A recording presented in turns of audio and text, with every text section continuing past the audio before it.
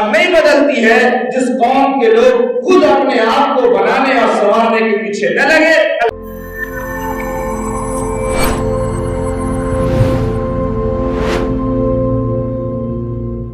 اللہ نے اس بات کو بڑی وضاحت سے بیان فرما دیا، سمجھا دیا، ان اللہ لا یغیر ما بقوم حتی یغیروا ما بانفسہم۔ اس لیے آج اگر تباہی کے دہانے پر ہم ہیں، اگر آج ہمارے گھروں میں ایمان نہیں ہے، دین نہیں ہے، اگر آج ہمارے گھروں میں ہر شخص بیمار ہے، آج اگر ہمارے گھروں میں ایک دوسرے سے نا اتفاقی ہے، آج اگر ہمارے گھروں میں ایک دوسرے کے حقوق ادا نہیں ہو رہے، آج اگر ہم جگہ جگہ ناکام ہو رہے ہیں تو اس کی وجہ ہم خود ہیں اور اس کی فکر خود ہمیں کرنی ہوگی، کوئی اور نہیں کرے گا، کوئی اور نہیں کرے گا۔ اگر بخار ہمیں ہے دوا ہمیں لینی ہوگی، درد ہمیں ہے تو انجیکشن ہمیں لینا ہوگا، ہمیں درد ہو ہم کہہ پڑوسی کو انجیکشن ٹھوک دو میرا درد تھوڑی ٹھیک ہو جائے گا، وہ خود کرنا پڑے گا۔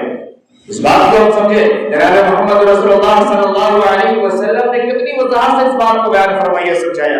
آج کیا ہے، میں دو بات بیچ میں عرض کر دوں تاکہ یہ بات آپ کو سمجھنا آسان ہو جائے۔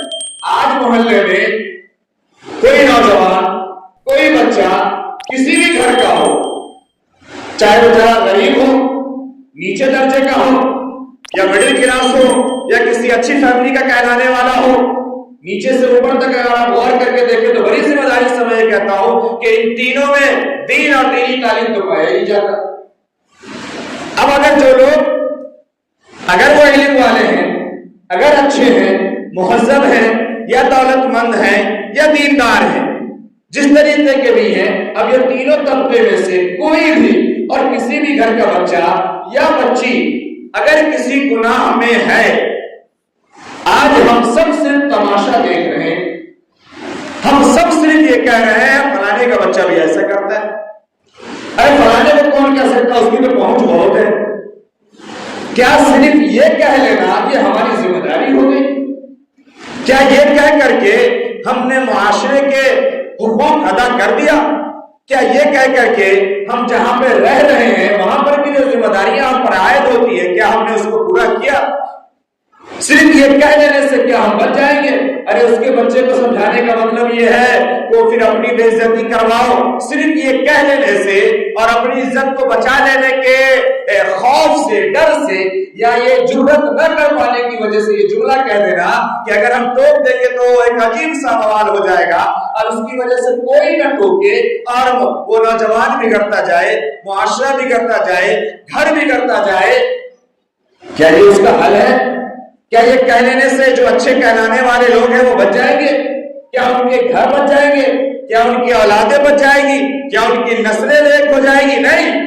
اگر بارش کہیں پہ ہو رہی ہے، چھینٹے دوسرے کو پڑنے ہی پڑنے، اگر بغل میں آگ لگی ہے، اس آگ کی حرارت پڑوسی کو محسوس ہونی ہے، بھلے وہ جیسی تکلیف نہ ہو، اس طریقے سے ہر چیز جل کے خاکستر نہ بھی ہو، لیکن اس کا دھواں تو ملنا ہی ملنا ہے، اس کی حرارت تو محسوس ہونی ہے، رنگ تو خراب ہونا ہی ہونا ہے پڑوسی کے مکان کا بھی، ہوگا کہ نہیں ہوگا؟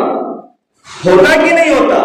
جناب محمد رسول اللہ صلی اللہ علیہ وسلم، میں بات کو اور کھولنا نہیں چاہتا، آپ سمجھ رہے میرے اشاروں کو، میری باتوں کو، جو آج ہماری قوم اور ہمارے گھروں کا حال ہے اور جس نہج پہ ہم چل رہے ہیں، کہاں ہم پہنچ گئے ہیں۔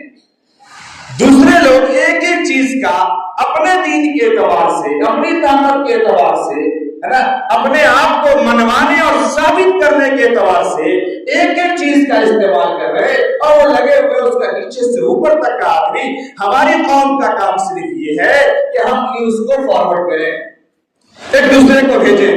ہمارے قوم کے بچے بچیوں کے، شادی شدہ بوڑھوں کے بھی آپ اسٹیٹس چیک کر لیجئے، وہ یہاں پہ کچھ درد بھری شاعری مل جائے گی یا تو ایک اچھا بورڈ مل جائے گا، یا نہیں تو پھر وہی گانے والی اسٹیٹس اور گانے والی چیزیں ملیں گی اور کچھ نہیں۔ اور غیر ایک ایک مدے پہ نظر رکھ کے کام کر رہا ہے، ہماری قوم کے لوگوں کو کوئی فکر نہیں ہے۔ میں نے جب ناموس رسالت کے واقعے میں بیان کیا تھا، جب یہ بات آئی تھی، اس وقت میں نے ایک تجویز بھی پیش کی تھی، میں پورے سال سے اس پہ نظر رکھا، کوئی 1% کے مقابلے بلکہ 1-2 بھی اب تک نہیں طے کر پایا کہ ہاں کسی نے عمل کیا ہو یا کسی کو بات سمجھ میں آئی ہو۔ جب میں نے ایک کام یہ دیا تھا کہ آپ کوشش یہ کریں کہ آپ کے موبائل میں آپ کے پلیٹ فارمز پہ جو بھی آپ یوز کرتے ہیں کم سے کم آپ روزانہ ایک سیرت کی بات کو شیئر کریں گے، سیرت کی بات آپ کریں گے، آپ لکھیں گے، آپ دین کی بات کریں گے، آپ کھول کے دیکھ لیں، سروے کر لیں اپنا۔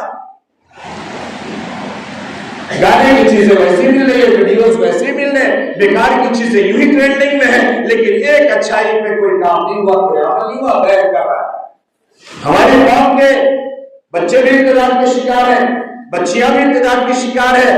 گھر میں ہم یہ سکھائی نہیں پا رہے کہ ہوس کیا چیز ہوتی ہے، یہ تمہارے اچھا پہننے کی خواہش کیا چیز ہو گئی ہے، تم اتنے کیسے اندر سے گر گئے کہ تم کسی کے بھی ساتھ کہیں جا کر کے کچھ کھانے کو تیار ہو، پینے کو تیار ہو، کسی کے ساتھ تم کیبن شیئر کر رہے ہو، کسی کے ساتھ تم کیب شیئر کر رہے ہو، کسی کے ساتھ تمہارا ہوٹلوں میں اور پارکوں میں وقت گزر رہا ہے، اتنی تمہاری ذہنیت اور تمہارا ضمیر کیسے گر گئے؟ اور ایسی نسلوں کے ہم ماں باپ کہلاتے ہیں، یاد رکھیے۔ اور اس کی ایک وجہ یہی ہے، ہم نے یہ کہا وہ کر رہا ہے چھوڑو یار، وہ کر رہا ہے چھوڑو، وہ کر رہا ہے چھوڑو، چھوڑو چھوڑو کے چکر میں آج ہمارے گھر میں چیزیں پہنچ گئی اور آج ہم اب بھی یہی خواب میں ہم جی رہے ہیں کہ کچھ نہیں ہو رہا۔ آپ سمجھیں، میں نئی نام لے کے برائی بتانا چاہتا آپ کو، لیکن آپ اس پہ غور و فکر کریں۔ میں حدیث کا ترجمہ کر کے بات مکمل کر رہا ہوں۔ جناب محمد رسول اللہ صلی اللہ علیہ وسلم، قرآن کی آیت آپ نے سن لی، حدیث پہ آئیے۔ جناب محمد رسول اللہ صلی اللہ علیہ وسلم نے فرمایا کہ جو شخص یہ دیکھے کہ کوئی گناہ ہو رہا ہے، کوئی ناجائز کام ہو رہا ہے، طاقت ہو ہاتھ سے روکو۔ آج ہمیں یہ خوف ہے میری بےعزتی ہو جائے گی، اگر چار لوگ، چار نوجوان اگر اکٹھا کھڑے ہو اور کسی گناہ کرنے والے کو، برا کرنے والے کو اگر روکے، اس کی مجال ہے کہ وہی جائے گا۔ اس کے اندر اتنی جرأت، اتنی جسارت ہے، وہ اسی لیے نظر آ رہا ہے کہ ہمارے اندر اتحاد اور اتفاق نہیں ہے۔ ہم نے کہا کوئی چار چھ کھڑا ہو کر کے اکٹھا بات نہیں کرتا، بلکہ کوئی کرتا بھی ہے تو اکیلا کرتا، اکیلا وہ عزت ہے۔ اتحاد اتفاق کے ساتھ اچھائی پہ عمل کرے، کام کرے، طاقت سے روکو، نہیں روک سکتے زبان سے بولو۔ آج ہم زبان سے بھی بولنے کے قائل نہیں ہے، زبان سے بھی نہیں بولتے۔ آخری بات یہ ہے کہ دل میں برا سمجھو۔ ہم دل میں برا کیسے سمجھیں گے جب ہمارے گھر میں خود برائی آ چکی ہے؟ ہم کیسے دل میں برا سمجھیں گے جب ہمارے اندر برائی خود آ چکی ہے، داخل ہو چکی ہے؟ تو آپ نے فرمایا کہ اگر دل میں بھی کوئی برا سمجھتا ہے حقیقتاً، تو یہ سمجھ لے کہ یہ ایمان کا آخری اور ادنا درجہ ہے، وہ میں اس سے نیچے ایمان کا کوئی درجہ ہے۔ دوسری حدیث میں آپ صلی اللہ علیہ وسلم نے فرمایا کہ قوم کے اندر کوئی شخص کوئی گناہ کرے، کوئی برائی پھیلائے، کسی طرف وہ پاؤں قدم اٹھائے اور قوم کے لوگ اس بات کی طاقت رکھتے ہوں کہ اسے روک سکتے ہیں، چاہے طاقت سے ہو، چاہے سمجھا کے ہو، جس طریقے سے بھی ہو، اس کو روک سکتے ہیں، ظلم کے خلاف کھڑے ہو سکتے ہیں، اس کو انصاف میں لا سکتے ہیں، اور اگر گناہ میں ہے اور برائی میں ہے تو اس کو سمجھایا جا سکتا ہے، پکڑا جا سکتا ہے، جو تعلیمی کارروائی ہو سکتی ہے کی جا سکتی ہے، سنوارا جا سکتا ہے۔ لیکن اگر پھر بھی قوم کے لوگ یہ کام نہیں کرے تو اس کے مرنے سے پہلے اللہ اس قوم پہ عذاب بھیجتا ہے۔ یہ حدیث ہے، مرنے سے پہلے عذاب ملے گا۔ ہم اچھے ہیں، ہمارے گھر شیشے کے ہیں، ہمارا اپنا گیٹ ہے، ہماری اپنی گیلری ہے، چھوڑو یار جو کر رہا ہے اس کو کرنے دو، نہیں، کھڑا ہونا پڑے گا،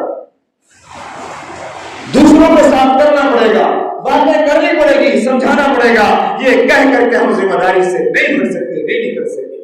دوسری حدیث میں آقا صلی اللہ علیہ وسلم نے فرمایا کہ اگر کوئی شخص گناہ کرے اور ایک شخص اس کے پاس موجود ہو، طاقت نہیں رکھ سکتا ہو بیچارہ، لیکن اس گناہ کو وہ برا سمجھے، برا جانے، بتائے کہ یہ برا ہے، تو ایسا ہے جیسے وہ اس سے دور رہا۔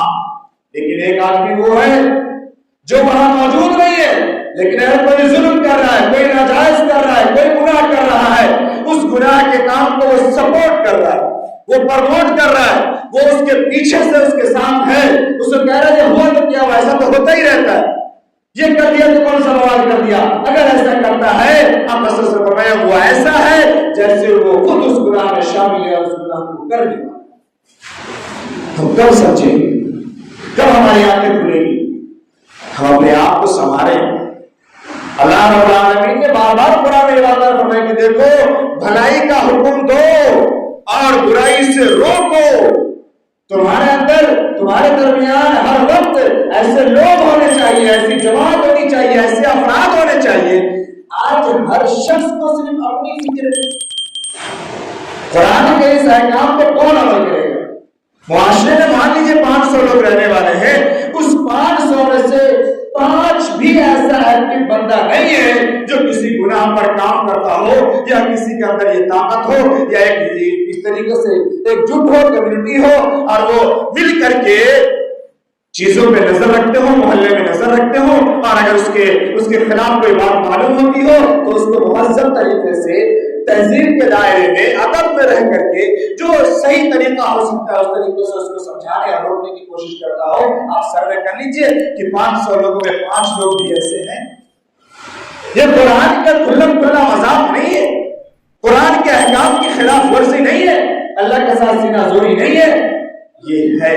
اور اس وجہ سے آج ہم ہر جگہ در در کی ٹھوکریں کھا رہے ہیں اور تباہ و برباد ہیں، ایک ایک کر کے ہم پس رہے ہیں اور یوں ہی پستے جائیں گے۔